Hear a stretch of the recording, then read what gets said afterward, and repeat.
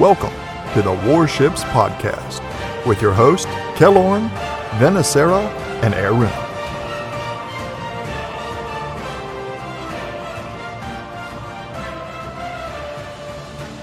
Hello and welcome to episode 101 of the the Warships Podcast.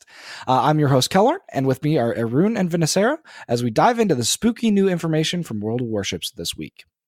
Of course, I'm talking about the reveal of this year's Halloween event from this week, submarines. For years, before the beta, during the beta, and since release, Wargaming has been adamant that there will be no submarines in World of Warships.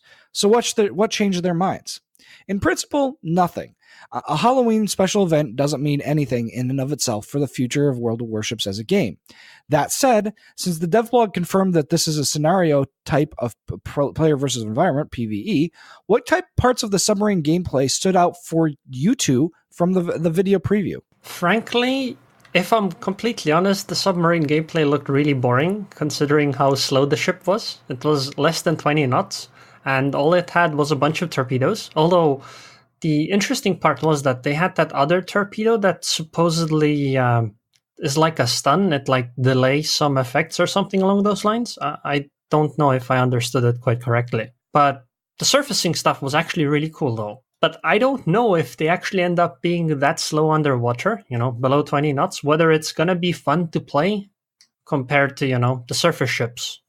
Vanessa, what about you in terms of the we've had several Halloween events now. They're all kind of following a theme, and this seems to be the next in the line in that theme. Yeah, absolutely. I mean, we have, the last couple of Halloween events, and not just Halloween events, but sometimes this happens with, the April Fool's events, where, Wargaming kind of experiments and tries out new things, quote unquote. In these type of events that we later see kind of get into the main game. And yes, there has been a lot of talk over the years when brought up about submarines and their inclusion into the game. And it's, generally been said that, there's difficulty with them adding it and they don't really want to add them. There's a number of factors, but I do recall, if you do go back into the history of some of the statements that were said, that, that we don't want to say never as far as their addition to the game, and that, they would have to, kind of research and see how they could be implemented in the game, if at all. And, here's an opportunity for them to test in, the guise of the Halloween event and see if it's something that the player base would actually like. And, this is a PvE, event. And I do, I believe a lot of people from, just kind of observations of what has been said on the forums and what has been said, just kind of out there, that, well, if it's player versus environment, I don't think subs are a bad idea. And I kind of agree with that. And especially, as a destroyer player, if, there's a cool addition to the game where you could actually drop depth charges and you could do, like protect the convoy and you're trying to go out there, against a computer controlled group of submarines, there's a lot of opportunity for expanded, fun, in my opinion, for this game. So moving into the realm of speculation, and while I'm not saying that they're currently balanced for player versus player random battles, do you think that what we saw in the video is balanceable? And what concerns would you have with such relatively slow subs being in the game as they actually were in this era? They were not fast, particularly while submerged under electric power. I think it depends on what you mean by balance. I think personally, my problem isn't with the fact that they're going to upset the balance of the game, because I don't think they are. I think the problem might just be that they aren't terribly interesting to play because of how slow they end up being. But I don't really have much of a problem there, because just look at carriers. If you don't like it, just don't play it. As long as the class of ship isn't like blatantly overpowered compared to the other ones, I don't think there's going to be much of a problem in terms of balance. Also, I'd like to agree with Vanessa earlier. I do think it's really cool that Wargaming tries out things with these events, because it's a good way to experiment. And I agree, and that's kind of why I wanted to speculate. So, Arun, you're saying that you think that the subs that we saw would be able to be fit into the game in some way. That you don't foresee a game-breaking thing in what we saw. Nope, not at all. Yes, I think they could be added to the game and they wouldn't break the game. But I think they would probably have to be limited in how many ships you can have on your team. Maybe expand the 12 versus 12 into like 12 versus 12 plus 1 submarine per team or 2 submarines per team. Or maybe, submarines fit a different game mode that's more like one team attacks, the other defends, or something like that. So you don't see their slow speed as being a real hamper to making them fit in with, because we now have, like you were saying, Terrible is how many knots now? 53.8 with speed boost and flag. So how a 53.8 knot destroyer versus a submerged, they're do what, like 8 knots? These submarines, 8-10 knots, something like that? Yeah, I was just quickly looking at some of them because, it's been a long time since I played games like Silent Service. And I know those weren't necessarily simulators, but I know, they kind of, tried to accurately, or I don't want to say accurately, but try to do as accurate as you can of, submarines at that time. And yeah, your surface speeds, you might get 20 knots, and your submerged speeds, you're lucky if you may get 10 knots.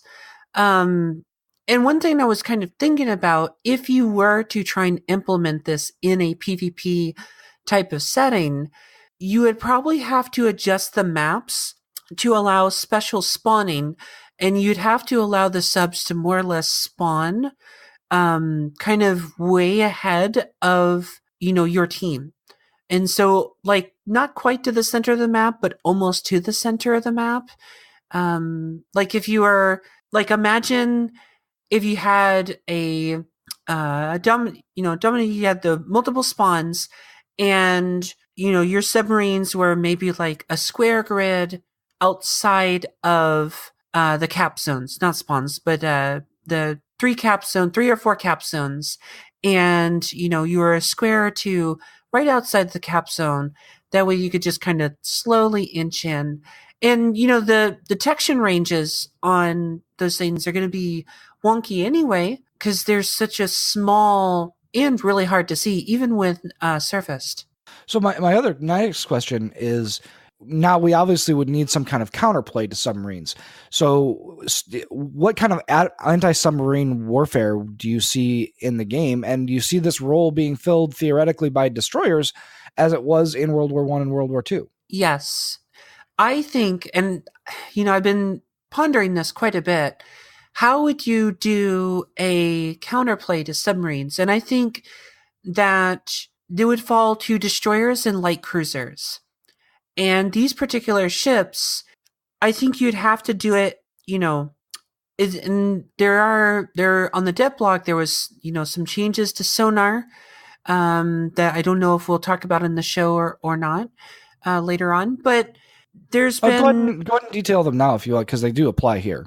Well, I was thinking about, if you add sonar to a lot more ships, particularly destroyers and maybe light cruisers, you have the opportunity to then, okay, well, here's your counterplay or option to start to detect submarines. And, in order to make a depth charge attack, I would say you would have to be going at least half full or flank speed. So, you couldn't just like park yourself over a destroyer, because when the depth charges go off, they'll probably damage you as well. And so you would have to sit there and actually be at speed and make, circular passes above where you think a submarine is. And then for the sake of, not wanting to maybe just spam the heck out of one little location, maybe make the damage indications against a submarine maybe delayed.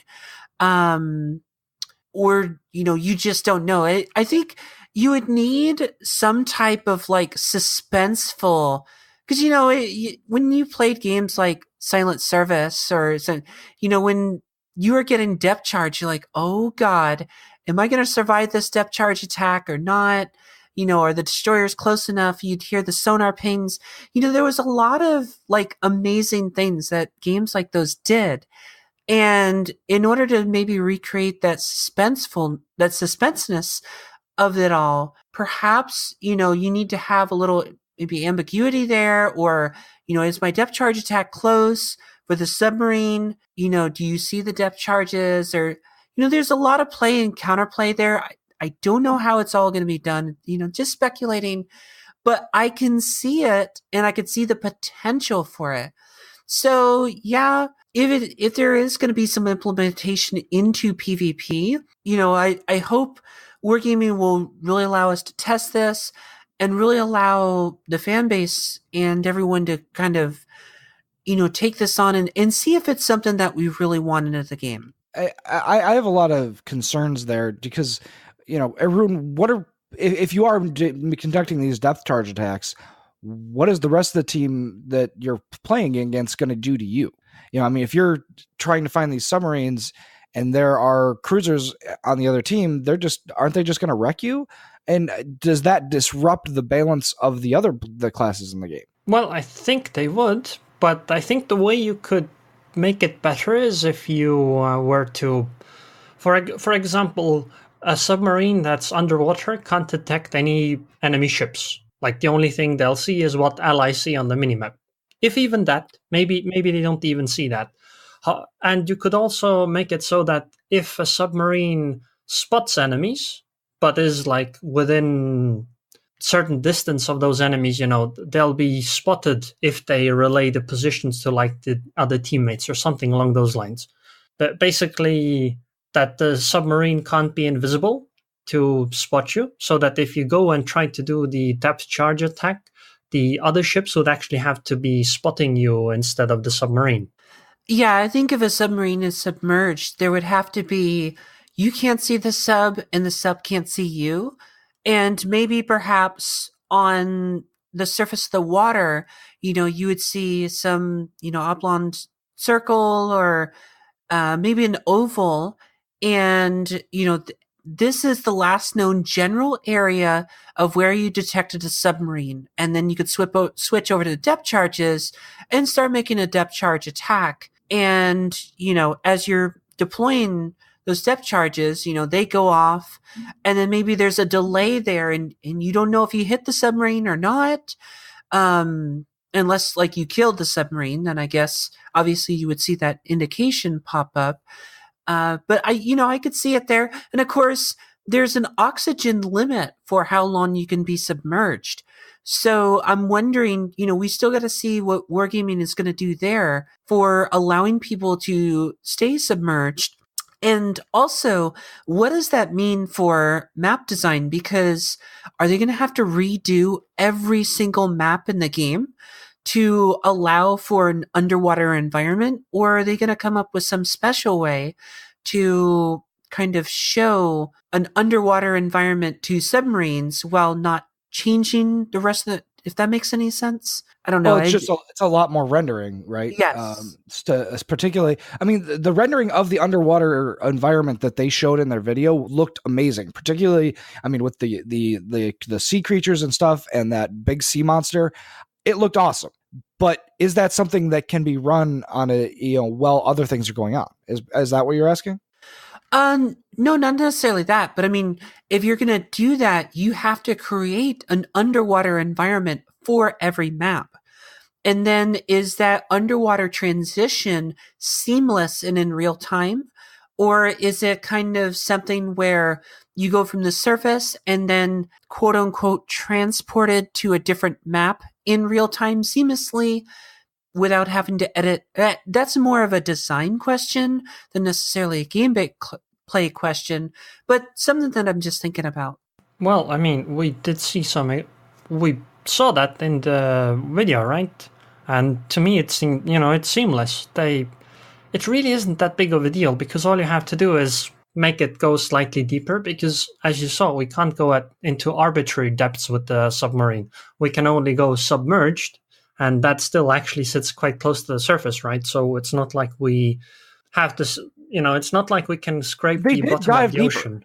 So that was one of the things I did notice, Arun, is that they could only do torpedo attacks when they were relatively close to the surface, but they were able to dive deeper to avoid attacks. Yeah, but it was only like fully submerged. Like there were, I think it was like 3 or 4 stages where it was, 4 stages. So it was, you were at like on the surface, then you were at periscope depth, and then you were submerged. But maybe there were like 2 levels of submerged or something. I don't know.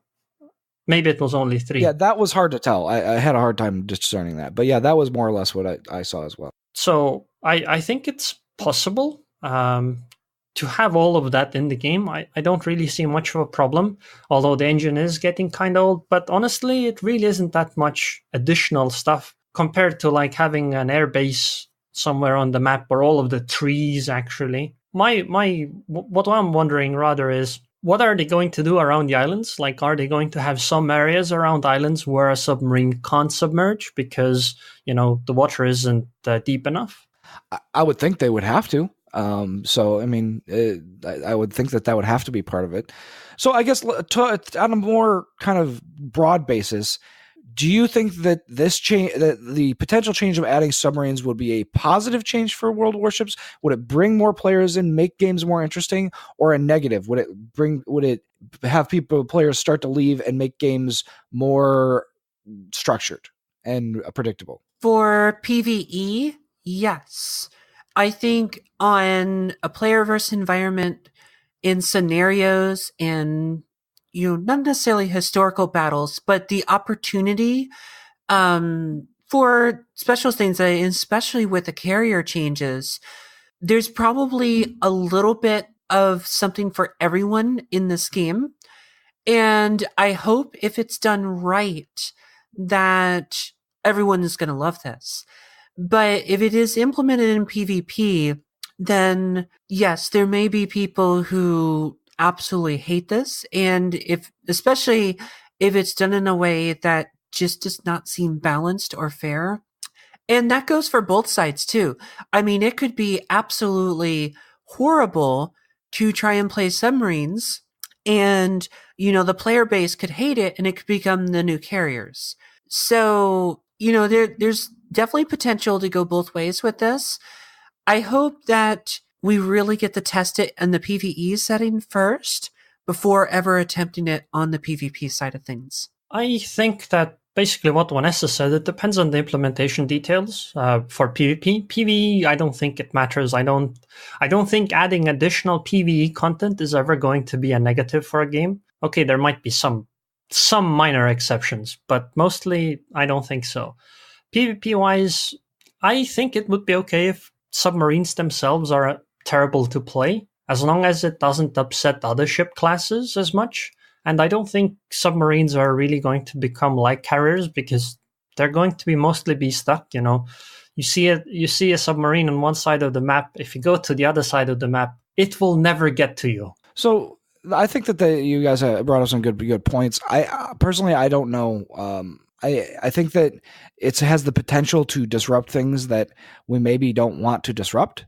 But I do like the idea of testing things in PvE types of scenarios, and and maybe having like some kind of test PvP mode and see if it works or not. Down the road and see what happens and what can go on there. It does, like I said, I think it brings in a whole realm of play and counterplay that this game just doesn't have right now, and will change a lot of the fundamentals of the game. So, definitely we'll see how that ends up. That brings us to our next topic. And so a couple weeks ago they released the CV rework to the Wide World. And we didn't actually have a chance to talk about it last week too much with Daniel and Ivan here on the show. We talked about it a little bit in kind of an abstract kind of way, talking about skills and things like that. But we didn't really dig into it.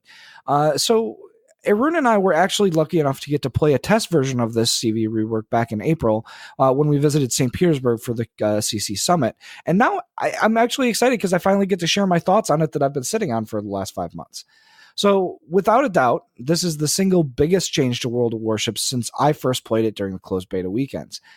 The idea that you can control a single large squadron, the idea is that you can control a single large squadron from a third-person view, performing attacks on ships, and then automatically returning that squadron to your carrier so that you can control the next squadron while it returns.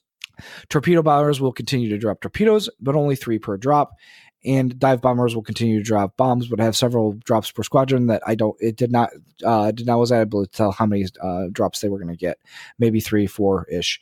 But one of the other big changes is that fighters will now have rockets and can rocket strafe ships.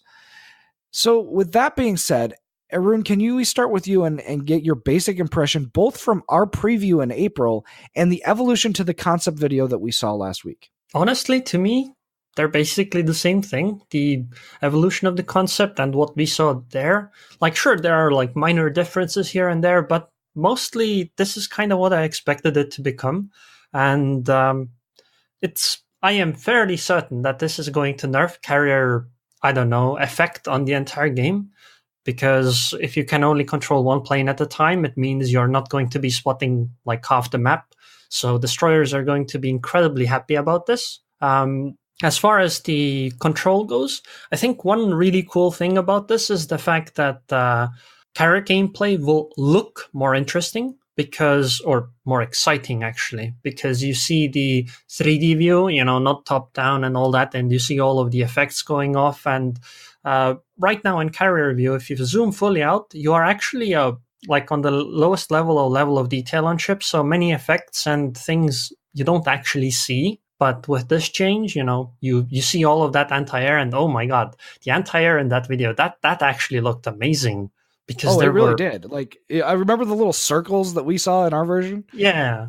I mean, that's just, visual representation for testing, but I meant the part that when the plane got close to, like, I think it was some battleship in the video, the sky was full of shells. Like that just looked amazing to me. And if we can have that, I think that would be really cool.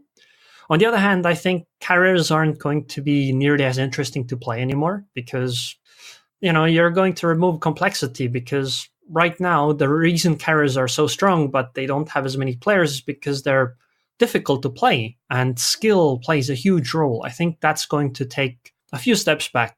You're not going to be able to dominate your opponent nearly as hard as you can right now.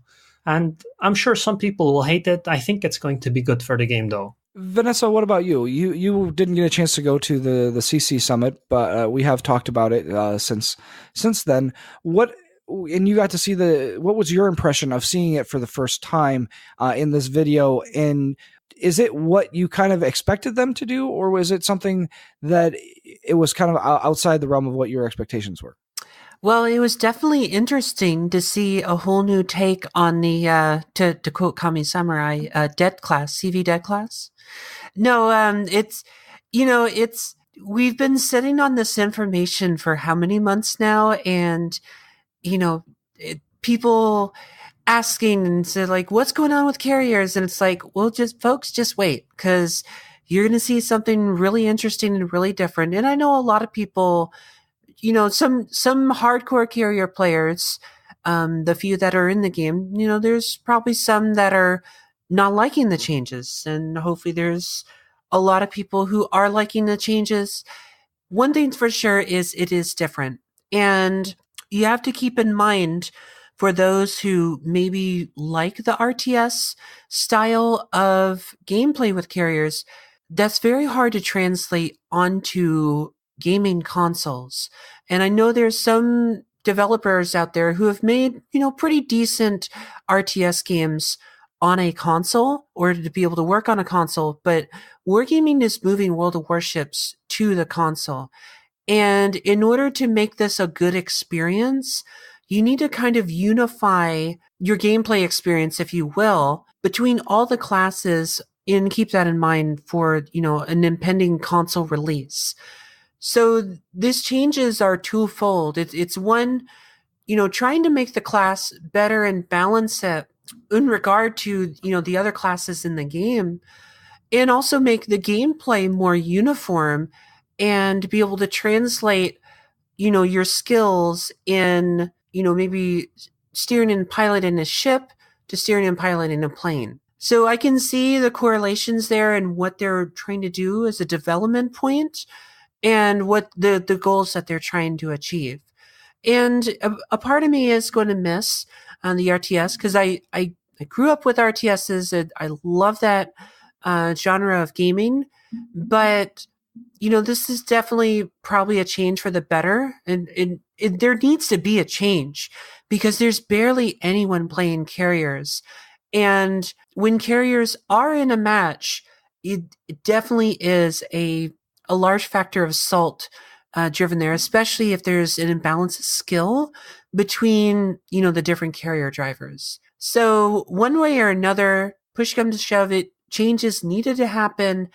And, I can understand why wargaming has gone this way. I think the downside of this kind of a change, though, is that the people who really like the carrier stuff, they might actually end up quitting, because if that's what kept them interested in the game and, you remove it, that means it's going to go away.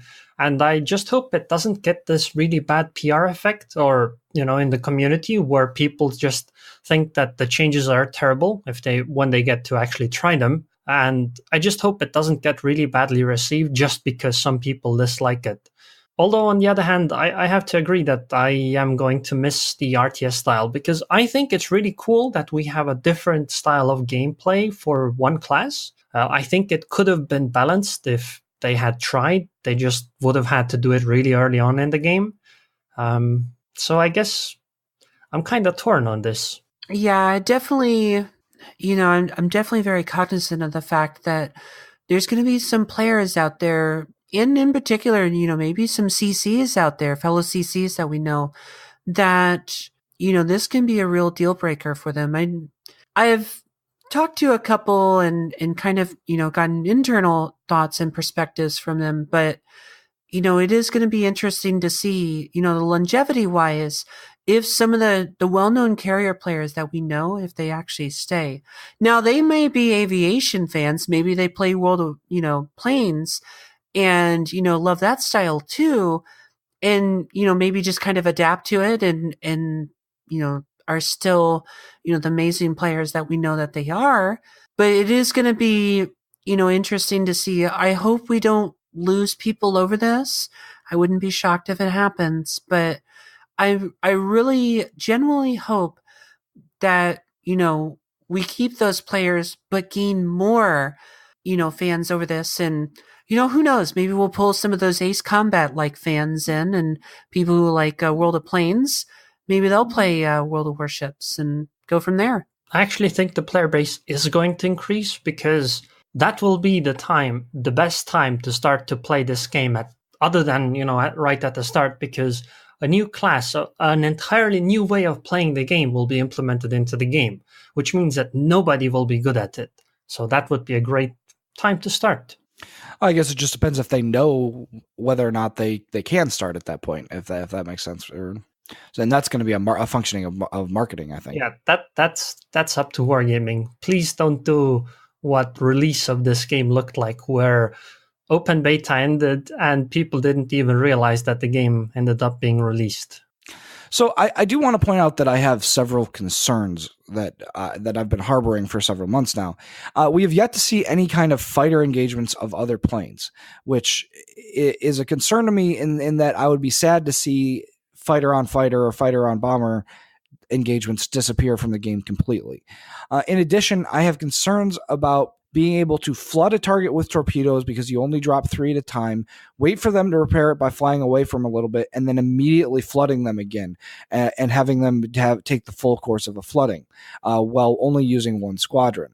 And then finally, I have concerns about the effectiveness of medium and long-range anti-aircraft, which we were actually able to avoid while we were doing the testing. They were showing the circles that it developed into the very awesome AA display that we saw that Aaron talked about, but it was avoidable to take damage from most of the medium and long range anti-aircraft. if you touched any of those, you lost planes, but if you didn't touch them, you didn't take any damage at all. So I guess what other concerns that do you guys have about what you've seen so far, what we've talked about today, or what Arun you saw when we were actually doing the testing back in April? Wait, what do you mean avoid them? Did you not try it against the Des Moines? I couldn't. That was impossible in my opinion. No, I agree that there were some planes that it was absolutely ridiculous, but at the same time, it was avoidable. Like theoretically, you could avoid that's true. Yeah, that's true. But I think that's actually cool if it is possible. Now, that depends on how anti-air ends up working, because we don't really know that part. Like, we didn't get to try that part out, and we didn't see it, and we haven't seen it since then either. And I think that's going to be a big factor in what this entire thing is going to be like. Also, I'd like to mention one concern I have as well. I think while the new carrier gameplay might seem more exciting, I think the gameplay isn't as interesting because you have a lot less stuff to do. Because you go and drop your bombs or torpedoes, and once your plane is done, you're just kind of sitting there and waiting, and that felt kind of boring. I mean, I see what you're talking about. I think that there was definitely an interesting gameplay loop for me in that knowing when to start narrowing down your drop pattern and when not to, and where to release and things like that. Those were very cool things. One of the things that I noticed is that when we were doing that preview, Aaron, is that the short range AA became of massive importance because the short range AA was not avoidable. It was an umbrella around the ship that you flew into it, you took damage. Whereas the medium and long range, if it wasn't to the level of the Des Moines that you were talking about, it was avoidable. So now all of a sudden we've changed the priorities of what is important for AA in the game. Right now, everybody's like, long range AA, very important. Medium range AA, almost important. Short range AA, nobody cares about. But you flip that on its head. I think that flip on its head is actually a good thing because it means anti-air bubbles, like blobbing up doesn't matter as much because the short range anti-air is the biggest factor. That is if anti-air ends up working this way. I think that would actually be a cool thing, but it depends on how the ship anti-air is balanced itself. Like if Des Moines ends up being really weak in anti-air because of this, I wouldn't really like it as much.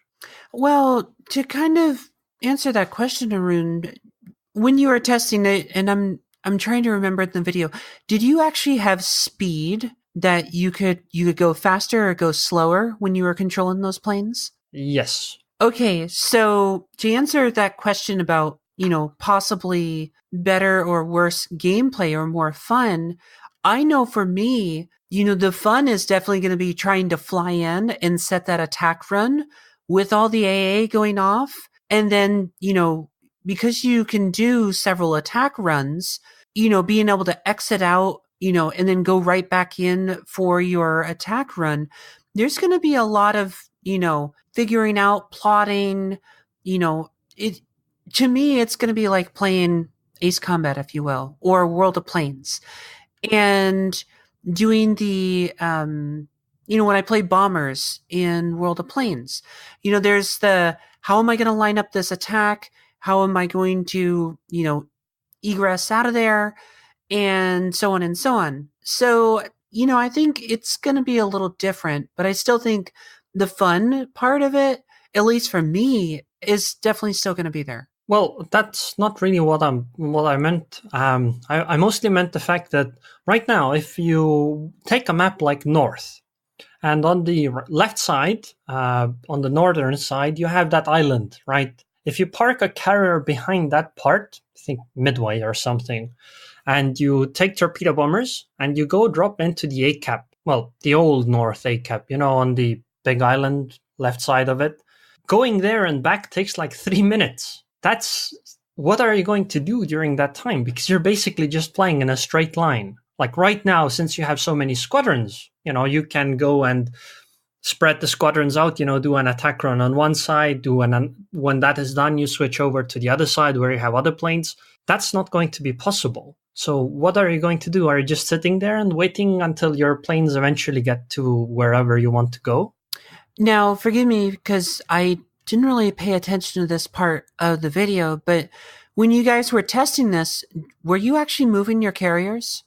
The carriers move on autopilot via the map, so that was the only way that you could move your carrier. So I'm wondering if, like, maybe they figure, people might actually move their carriers a little closer to the combat zone, or how that's going to work. Yeah, but there's a limit to that because of Midway's really, really, really bad concealment and the fact that... Oh, I know. I'm just saying, like, some carriers are kind of sneaky. And then you have carriers like Graf Zeppelin. I get it. The other thing, though, is that carriers aren't really well armored, which means that, at least not for battleship shots, which means that if you get spotted out and a few battleships take a few shots, you might just sink. And I guess it's not going to be nearly as bad if carriers aren't as big of a factor in the game. Because if a carrier is worth as much as a battleship, in terms of combat power, it doesn't really matter if your carrier gets sunk, right? I don't know. It's not something that I considered. I mean, I think that the secondaries are still going to be effective. So if you get close to it. Well, yeah, but that's so close. I meant if I don't know, somebody comes and spots your carrier, and then a Yamato takes shots at your Midway from 19 kilometers away. It'll take a minute to 2 minutes and they will sink you. So, that's kind of outside of secondary range. Yeah, but isn't that already the case? I mean, Yeah, but that's why the carrier sits at 25 kilometers away from all the enemy battleships. That's kind of what I mean, right? And to get close enough, it takes a lot of time. And if you have to sit there and wait for the planes to fly, that's not exactly exciting. Especially if you don't want to approach from the front and you want to go to the side. Think about this, right? If a ship has 7 kilometer anti-air radius, that's the circle is what, 30 kilometers or 20 or something? If you want to reposition and come from the side, you have to fly a lot of distance there. Yeah, I mean, I see what you're talking about, but I guess I don't see what you're trying to say is the problem. Well, you spend so much time waiting for the plane to get to close enough to the ships from your carrier. That's not going to be exciting. Yeah, what he's talking about is the flight sim aspect of it. I take off and then I literally spend 3 minutes of actual flying time where I'm just sitting there and your flight group is flying from point A to point B as you're flying. Okay, I see. Okay, got it. Yeah, apparently I'm just not following things today. Yeah, I mean, I don't. I think that they were trying to hit some kind of balance here, right? They were trying to hit a balance between, giving you enough combat power to feel like you're doing something, but not giving you so much combat power that it felt overpowered in that yes, it takes you a long time to get there, but then you have this massive overwhelming strike that's just completely unfair. I mean, I guess at least you don't have to fly the planes back, right? That you once you've said, oh, return this one to the carrier, you get to choose the next squadron you want to play. Although I will say that what are the ships, the aviation cruisers and aviation battleship or whatever you would call it, those might be incredibly exciting. Right, because you would have multiple things to do. But now, now my question is, hey, look, we've talked about they've said in one of the streams, the only way that you control your ship is through the mini map to actually control your ship when you're a carrier. How do you now control both? If that's true for carriers, is it not true for aviation battleships and cruisers? I mean, I think they could just make it into the plane would be like a consumable. So when you launch the plane, that's when the plane would be in effect. If you otherwise, you control the ship. So if the plane is in effect, you can only control the ship via the minimap. But if you don't launch if you control the ship, then you get what I mean, right? Yeah, but I'm just saying that there's a lot of stuff going on, and I don't know how. Do you say, okay, you get to control the battleship part of it while they're flying to and from the target, but once they get to where you want, then you switch to that? I mean, that could leave you in a poor position too. I mean, yeah, but that would make it interesting to play. You would have to choose when do you want to do this. Maybe you would want to.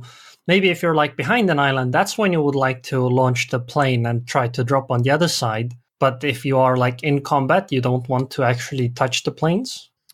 Yeah, that's going to be a really tricky one because, I mean, what happens to your ship? Does your ship, then not only go on autopilot, but will it be able to, say, act as a bot and fire its main battery, etc.? Or, would you, just hit P and disable that and just sail along? There's definitely some questions there of how that might be implemented.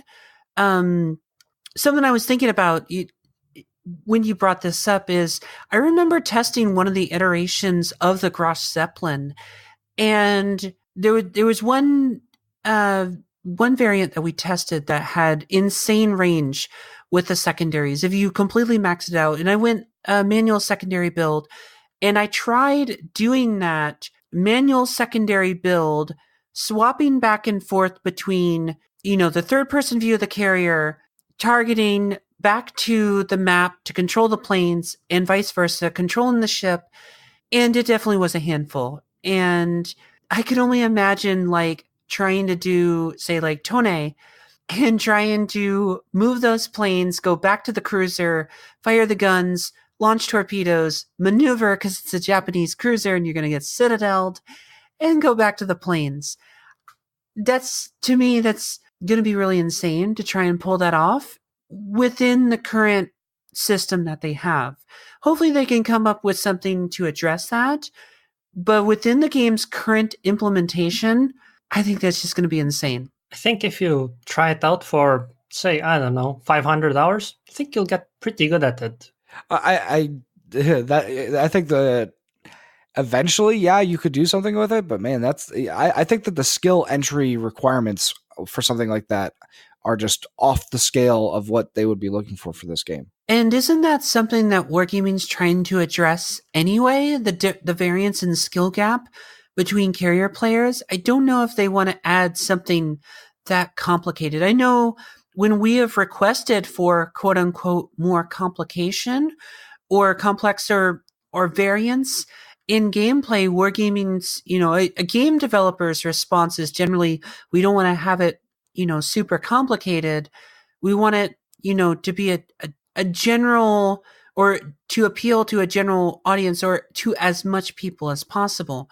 If you saw what was kind of available in the alpha and what the alpha players tested in this game compared to what we have now, I mean, the game used to be really, really complex.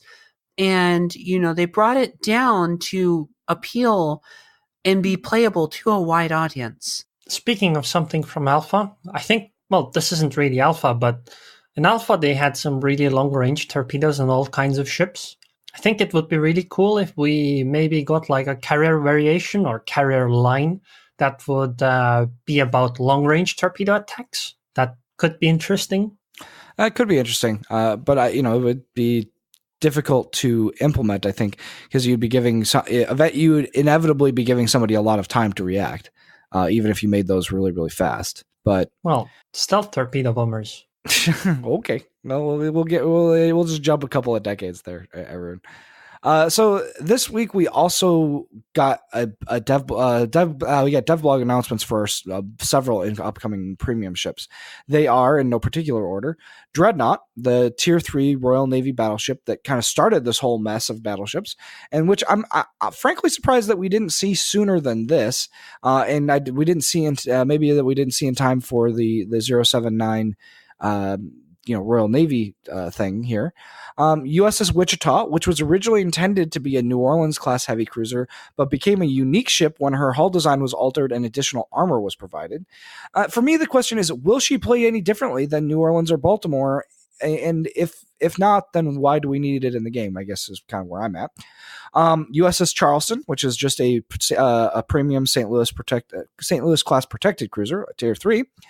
USS West Virginia, which is actually starting to cause some controversy because this is an old A-hull class Colorado at Tier 6, similar to how Mutsu and Nagato work, when a lot of people were asking for West Virginia to be a premium ship at Tier 7 or Tier 8, with her 1944 refit, which made her a much more modern ship. Then we have HMS Vanguard, the last battleship that was ever built, which is basically a Lion-class battleship hull with the guns of Hood or Warspite, depending on who you talk to. I'm foreseeing a great deal of balancing needed here because you only have 8 guns and you don't really have anything else to back it up. Maybe she's going to get the super heal. I don't know yet. And that would be kind of an interesting gameplay at tier 8, which is what they've announced her to be. And then finally, we never really did talk too much about Alaska, and we actually are getting to test Alaska for the second time here this week. And I know that you guys got a couple of games in for Alaska, and I wanted to give you guys a chance to talk about Alaska and then talk about these other ships. Yeah, absolutely. I mean, we've got many new ships that we've had to test, and many new changes and developments coming up in the game. And it's crazy the amount of stuff that's kind of been thrown at us. One thing about wargaming with World of Warships, if you wait 3-4 weeks, the game is definitely changing. So I guess let's start in with Alaska, Vanessa. You said you got a couple of games in her, late last night after you got home from work, before you went to bed. What did you think of this new version of Alaska compared to the original? Well, I've definitely been testing this ship. I've actually put a lot of testing in this ship. I'm probably close to 30 games now overall with the different variants that we've tested so far. And the original iteration, and even with the changes last night that I was testing, honestly, I feel like the ship is still the same. I know it's really improved in the handling department, but if you make a mistake, you're still going to get, severely damaged, if not damn near deleted. And it's really difficult. I feel that a lot of people are going to have trouble with this ship.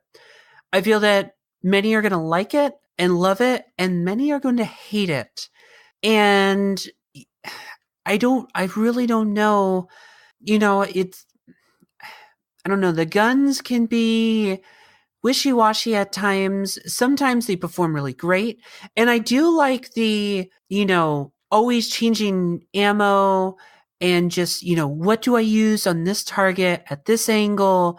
There's a lot to think when using the Alaska, but there's several times that you get into a position, especially at that tier, and if you're facing tier 10s, and you're like, my God, okay, I need to try and angle and bow tank as I try and get out of here.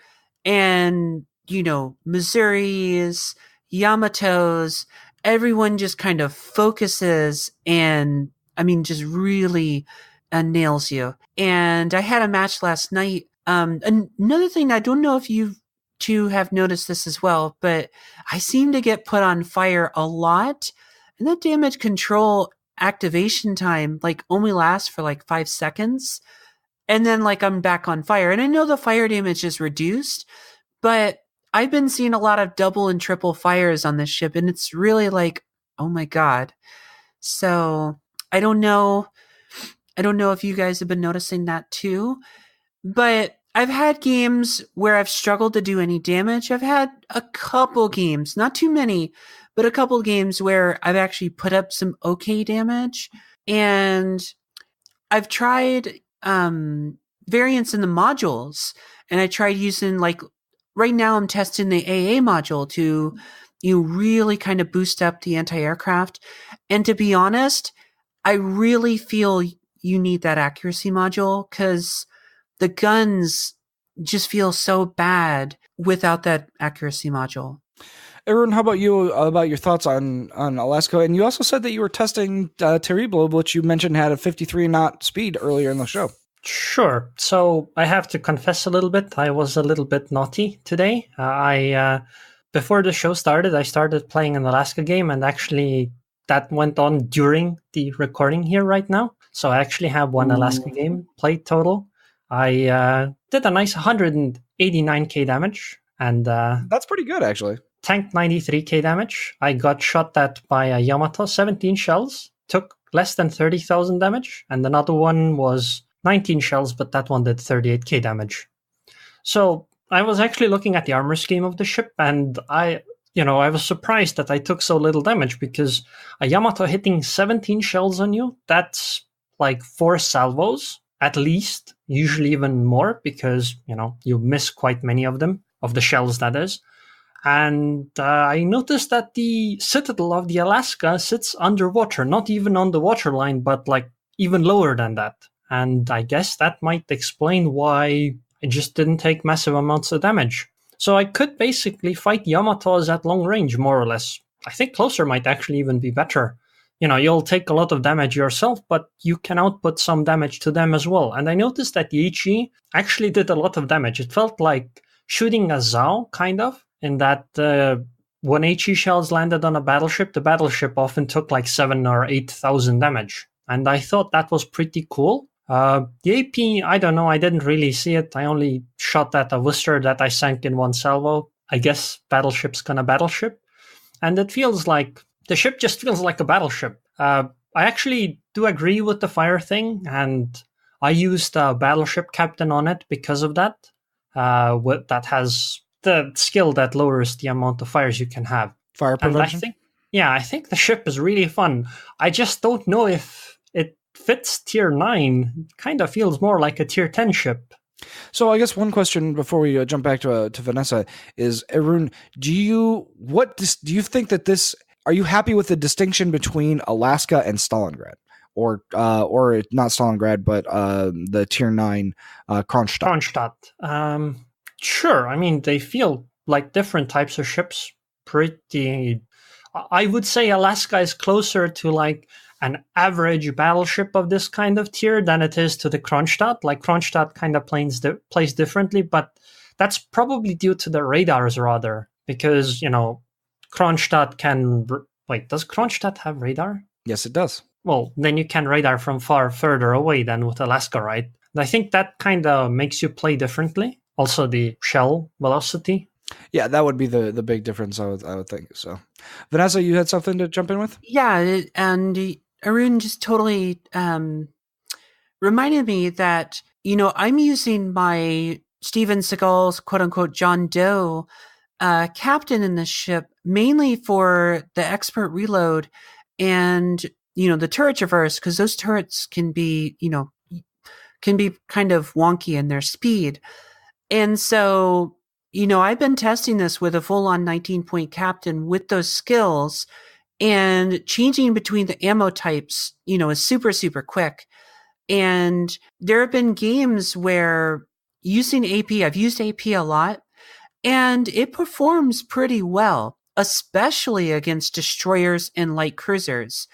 I know there was a Minotaur that I just deleted, and it was it kind of happened into this attack where, I'm pretty much going to die. And, it's just kind of targeting at a Minotaur and just shooting and just trying to live long enough to do as much damage as I could.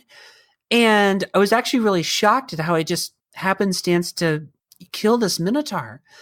And destroyers, I would absolutely headhunt destroyers with AP and do just silly damage with that AP. So I do like the fact that, you really want to think about your ammo type. And then, also had the benefit of the captain being able to switch very quickly between the ammos and kind of load the ammo that you want and get that shot off. But the ship is still going to be really difficult, I think, for many players to use. And I wouldn't be shocked if, on the forums, you see cries for rebalance or buffing or nerfing or, there's going to be a lot of discussion of this ship. Oh yeah, one interesting thing about the ship is that the deck armor is actually thicker than, I think, even Montana's. It's 36 millimeters, or was Montana 36 as well? But basically it means that 203 millimeter HE shells will not penetrate your middle deck plate, which means that they hit the superstructure, they deal damage, but if they hit the actual deck itself, then you don't take damage. I just thought that's kind of cool on the armor. Right. So, Arun, going to the next thing, you wanted to talk a little bit about Terribolo that you played, and kind of what you felt what the role for that ship was. So it's a tier 8 destroyer that feels, well, the one complaint I have with it is that turret traverse, but that's kind of normal for tier 8 destroyers. It's 18 seconds, 180 degrees, which isn't terrible, but it's not quite what I'm used to since I've been playing these tier 10 destroyers recently. It's a destroyer with, as far as I can tell, has 7.1 kilometric concealment with all the things you would like on this kind of a ship, which means that you're not a stealthy destroyer. However, you're incredibly fast. Your base speed is the same as the Khabarovsk at 43 knots, with a speed flag that's 45. However, your speed boost is 20%, which puts you at 53.8 knots. And it lasts for 3 minutes with the upgrade. So this ship is fast. It's insanely fast. However, it's a destroyer without the smokescreen. But instead of it, it has the main battery reload booster, which is minus 75% main battery reload time. It lasts for 10 seconds, has a 60-second cooldown, and you have 5 of them with all the bells and whistles. And honestly, the firepower you can put out with this stuff is pretty crazy. I ended up fighting, I think, a gearing, and I just evaporated that gearing really quickly. Well, it wasn't quite a full health gearing, though. I think this is really cool because if you see a target that uses damage control party, you can pop out of concealment, start firing on that ship with your main battery reload booster, set it on fire again, and then, try to run away, dodge, and fall into concealment. So it's definitely a gunboat. It does have torpedoes, but they're 8 kilometer range only. They do deal a lot of damage, but 8 kilometers means you're going to be running into radar. So the ship it seems really interesting to me. It kind of reminds me of playing the Khabarovsk quite a bit, although I guess this one is going to be even harder to hit. On the bright side, though, this one doesn't have a heel, and the armor scheme is 19 millimeters all over, which means any destroyer can actually kill it when it catches the terrible out. Oh, and it doesn't have any anti-air. It's like 20 DPS total. That might be a problem. like all of them together. I mean, it does sound like an interesting ship. I think we need to wrap it up, though, guys. I think that we'll have more to talk about in terms of the test ships that we have to play this week, and we'll get into them in a little more depth and maybe see how Alaska pans out, as well as a couple of the other ships. Vanessa, did you have anything here before we closed out? Yes, I did. Real quick, touching on the USS West Virginia, there is a great deal and cry on the forums to at least get this ship probably renamed to the USS Maryland, considering that, the version of what we're getting probably more fits the USS Maryland rather than the West Virginia. And a lot of people want the post-Pearl Harbor 44, era refit of the USS West Virginia. A lot of us know that. Many of the community contributors have been asking Wargaming that as well. So your voice is definitely being passed on to the developers. Don't have any news on that, but for many of you who are concerned about that, many of us community contributors are also concerned about that and have been voicing that to the developers. So hopefully, we'll see some good news on that front and be able to, update and get that back for everyone soon. For sure. Well, I hope that works out because I'm agree. I would like to see the 1944 version of West Virginia in the game at some point. Well, that's it for this week, folks. As always, tune in tune into Twitter and Facebook for updates between episodes. We, of course, want to thank our amazing Patreon backers. If you're interested in supporting us, even $1 an episode does help us. So please consider becoming a backer yourself. Take care, everyone, and we'll see you next week.